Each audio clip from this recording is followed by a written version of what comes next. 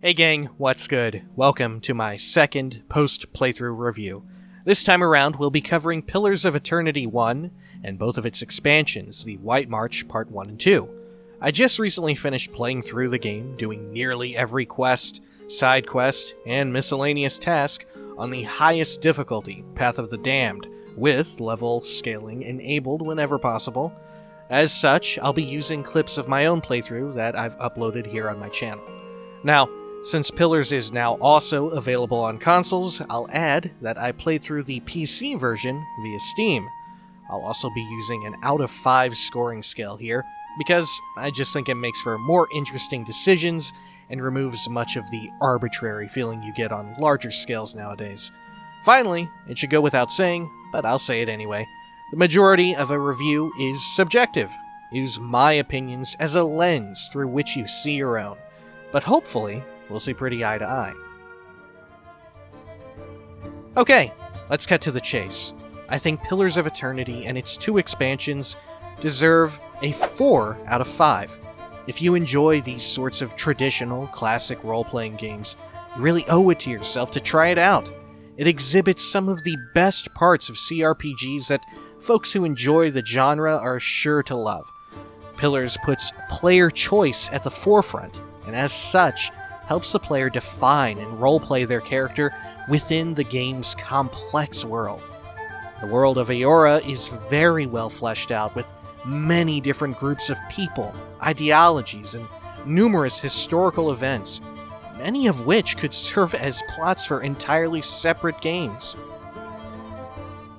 Let's delve deeper into the game now, starting by covering some of the more technical aspects of the game. Specifically, some unfortunate technical problems that I ran into. It's nothing major like crashing, but rather it's problems with the audio level balancing. There would be instances of some sound effects or music tracks that play either significantly lower or significantly higher than they should. This was something I ran into a fair amount throughout my whole playthrough. It was usually a case of ambient music playing too quietly, which I'm willing to do some hand-waving on. But on occasion, a combat sound effect or a line of dialogue would play incredibly loudly. Thankfully, that was rare enough to where it wasn't that big of a deal for me. Rounding out the technical issues are the length of the loading screens, which, by the latter part of the game, could be very lengthy. I can only assume that this must be related to the size of your save file, because at the beginning, they're hardly noticeable. Once again, though, this, thankfully, isn't a problem you frequently run into, being as the loading screens are fairly spread apart. Now, let's talk about the combat and its surrounding systems. As you'd expect, it's meant to emulate all of the old Infinity Engine games like Baldur's Gate. Just in case you're completely unfamiliar, a more recent example would be something along the lines of Dragon Age, especially Dragon Age Origins. Now, there's a plethora of great stuff in the options menu that lets you customize your experience. This ranges from things like lessening the penalties incurred on party characters who get knocked out, to all sorts of ways to automatically pause the game when certain combat events occur, which is pretty important on higher difficulty. However, my absolute favorite thing about the combat is the sheer diversity in classes and builds. In Pillars of Eternity, each class has its own unique and inherent mechanics in addition to their wide array of abilities or spells. A few of these are pretty mundane and may not even be considered such, like fighters who only get passive regeneration. It's incredibly useful, but not all that cool. Some, however, get much deeper mechanics, like monks who accumulate a wound resource in combat and expend it on stronger abilities, or chanters, the rough equivalent of a bard, who piece together learned phrases into a passive chant that buffs the party or debuffs enemies. And on top of that, they can use a strong invocation after they've chanted a certain amount of phrases. It's all very fun to experiment with, even more so when you factor in the rest of the class's spells or ability repertoire. Then, on top of all of that, you have equipment and talents to really help you create all sorts of diverse characters. You can be a gun-toting priest and the game supports it. You can be a two-handed melee DPS wizard and the game supports it. You can even have a barbarian that specializes in high intelligence and the game supports it. Of course, there are some limits, but they are very few and far between, and rarely are they ever an obstacle unless playing on higher difficulty levels. And thankfully, you can respec your party to play around with these systems. The in-game price tag on it quickly becomes trivial as you approach mid-game. It's a system that respects the player's creativity. Now, I found the act of combat itself can often be challenging. Mind you, I did play through on the highest difficulty. Anyway, it is a satisfying level of tactics. In addition to making use of your party's class skills, you'll also have to make use of choke points, clever positioning, and even be aware of specific enemy abilities. Some enemies will teleport past your front line, and others will have devastating AoE attacks. If anything, I thought it was unfortunate that there weren't more interesting enemy types like this, because at a certain point, encounters may feel like just finding whatever crowd control is effective against the pull and making heavy use of it. To be fair, I didn't feel like this was a problem until I started knocking out all of the optional bounties in the game. I'll also add that there's prompts that appear at certain points in the game to start scaling enemies in the event that you're over-leveled for encounters. These prompts are often well-timed, appearing just as power creep really starts to set in. However, it's not perfect, and like most RPGs of this scope, you'll find yourself annihilating enemies at some point or another. Unfortunately, I think that all of this depth and variety can make it difficult for new players to approach, especially those unfamiliar with these types of games. I don't think that the game is particularly good at tutorializing mechanics.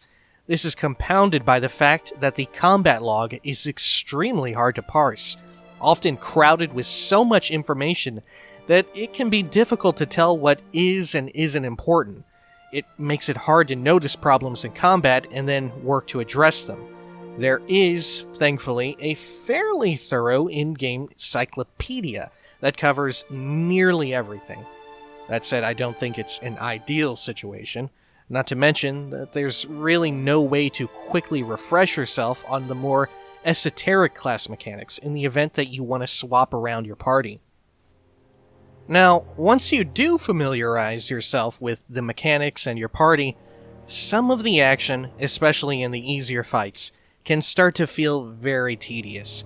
Buffing my party and debuffing enemies at the start of every fight was kinda boring, but it was necessary. There is rudimentary AI that you can enable, but I found it to be a little unreliable. I tried it out, but ended up disabling it for the most part. On Path of the Damned difficulty, it just doesn't offer enough control to automate all the boring parts and still allow me to be reactive. I'd much rather have a system similar to the tactics menu found in Dragon Age Origins. Fortunately, it sounds like the sequel is going to have that exact thing. So just as the game has plenty on offer to help us define unique characters in combat, so too does the game allow for diverse role-playing. As you might expect from both CRPGs and Obsidian games, your attributes and stats have impact throughout the story by way of skill checks. You'll also see skill checks appear for faction reputations, your character's personality, items in your inventory, party members with relevant input, and of course all of the background information you picked for your character at creation. These checks occur not just in regular dialogue, but also in these fantastic little action sequences in which you're given opportunities to roleplay through key moments. These really evoke how it feels when playing a tabletop game, and the accompanying illustrations are just absolutely gorgeous.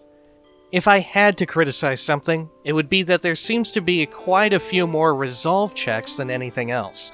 Also, the voice acting for the branching dialogue, while often of good quality, can seemingly begin and end at random points.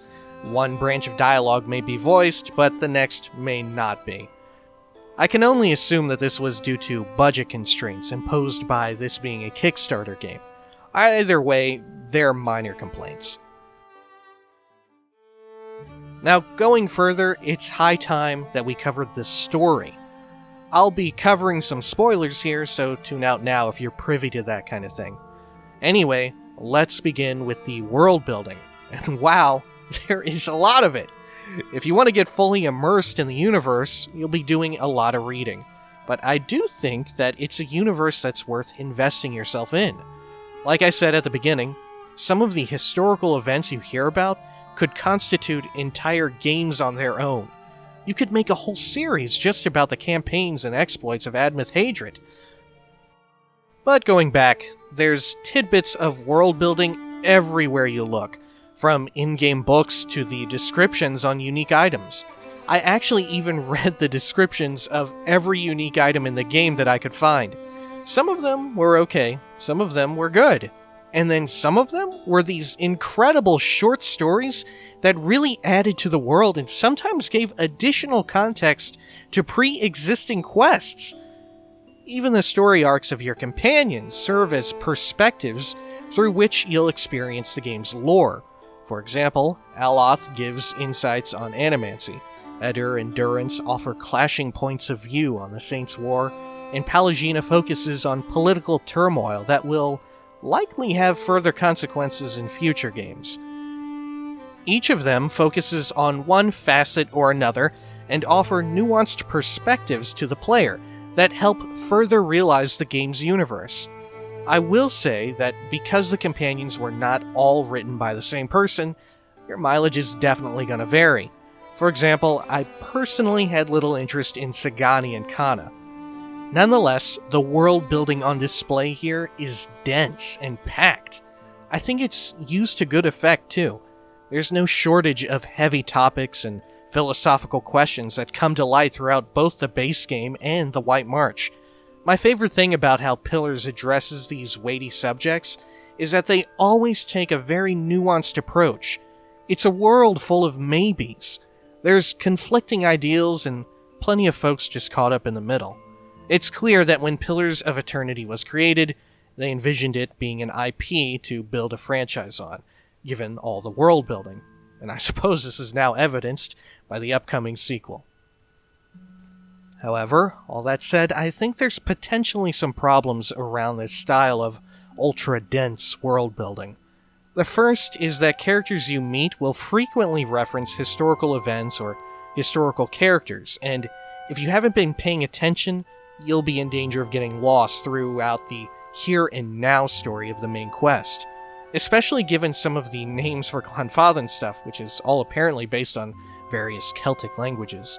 This is not a situation where you can totally ignore the world building and still fully appreciate the game's narrative as a wholly separate work. It all demands your attention. Now, furthermore, I think the game actually has some pacing problems between the end of the prologue and around the start of Act 2. After the prologue finishes up, the primary story, the player's call to action, takes kind of a back seat in favor of world building.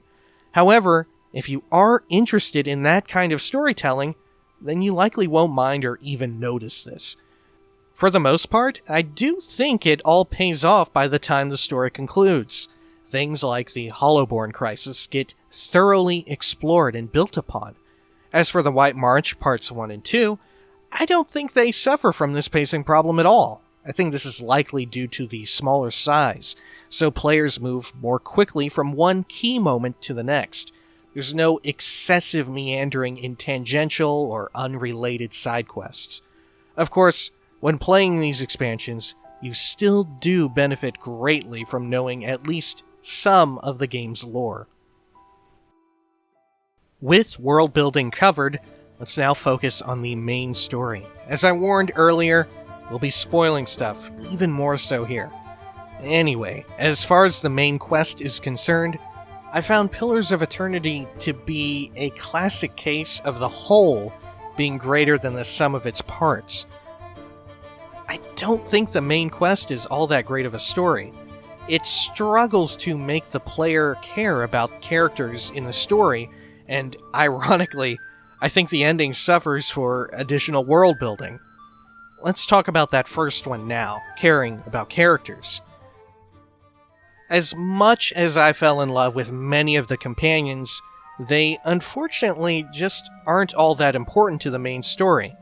Aloth and Durance, I think, come close, but the game holds and contains their problems within their individual companion stories.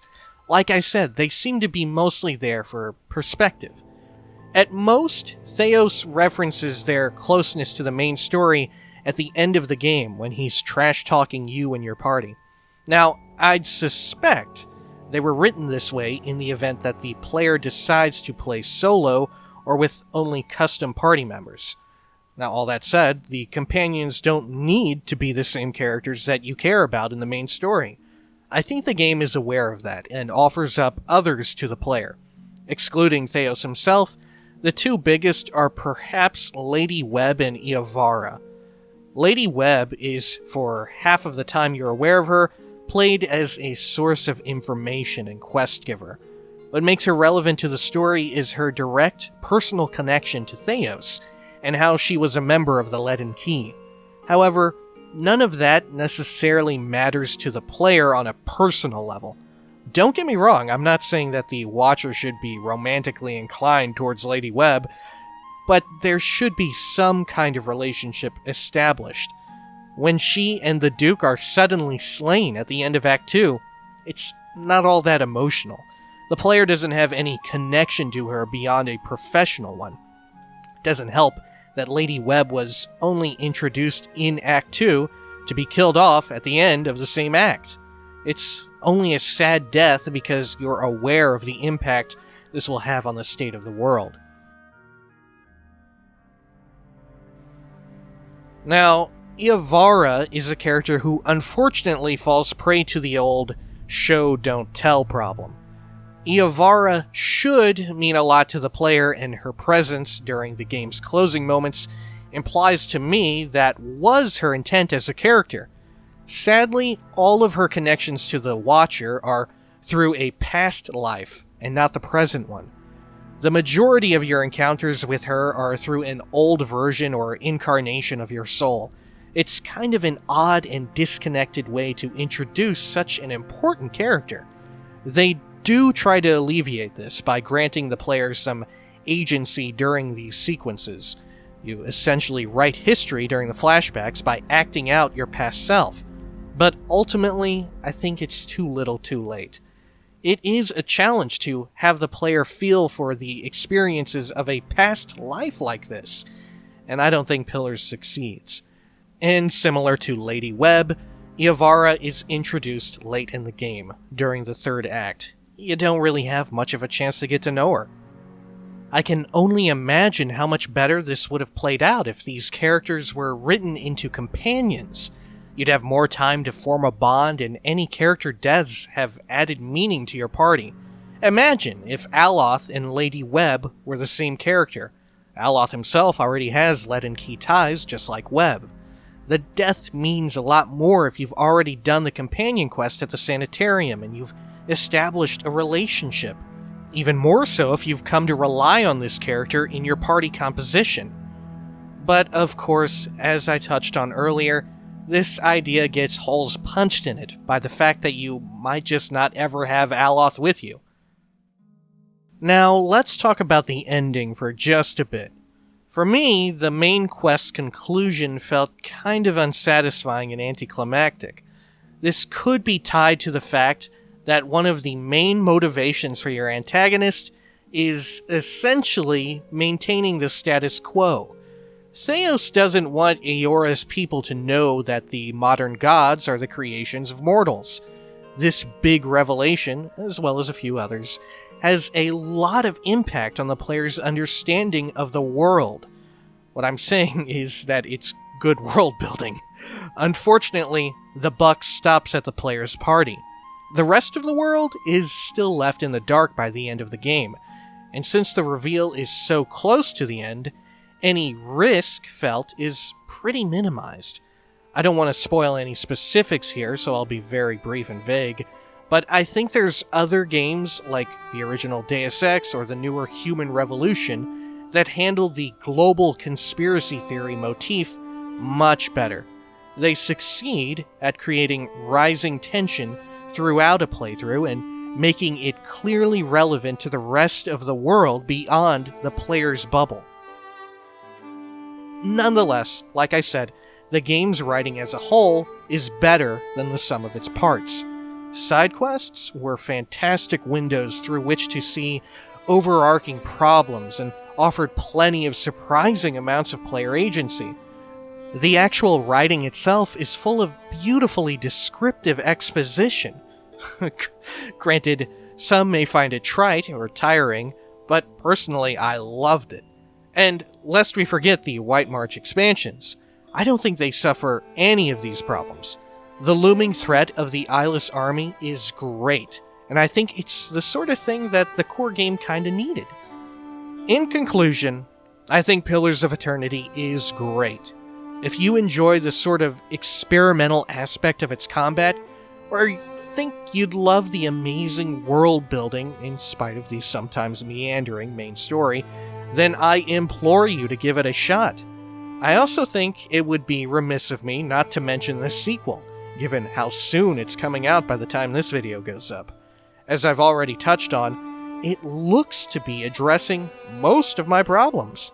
I think what they've achieved in the White March expansions are evidence of that too. Of course, there's no way to know for sure how the sequel's story will check out until it's released, but I'll say that I'm more than happy to keep returning to the wonderfully crafted world of Eora. Well, that should do it. I encourage you to let me know what you thought of both the review and the game if you've played it. Until next time, peace.